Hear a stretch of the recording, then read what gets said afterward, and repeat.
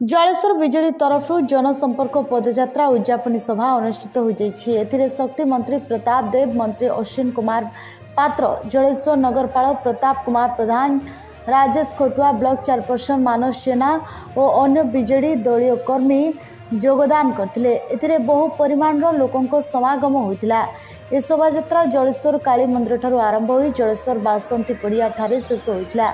एथिरे बहु परिमाण लोकों समागम होइतिला, जहा फल रे अन्य लोकों जीवा आसिबा असुविधा होइतिला। यह मध्य लागुथिला जे यह बीजेडी सबुठारू बड़ पदयात्रा। एथिरे मंत्री प्रताप देव जलेश्वर विकास प्रति दृष्टि देबा पई कहिथिले। जलेश्वर विकास केमिति हेबो से विषय रे मध्य नजर देबा पई कहिथिले। उपस्थित विजु जनता दल को भल पाउथवा आपण माने समस्त उपस्थित गणमाध्यम प्रतिनिधि बंधुगण एवं माइक जोगे जते पर्यंत कथा शुणुवा समस्त सुधी सज्जन मंडली आज एक पवित्र जयप्रकाश जयंती अवसर में विजु परिवार तरफ आपण मानक जनाउछि प्रीति भरा शुभेच्छा, अनेक अनेक शुभकामना एवं शुभ संध्यार शुभ अभिनंदन। साथीगण, 4.5 कोटी ओडिया हृदय मंद मणि होती माननीय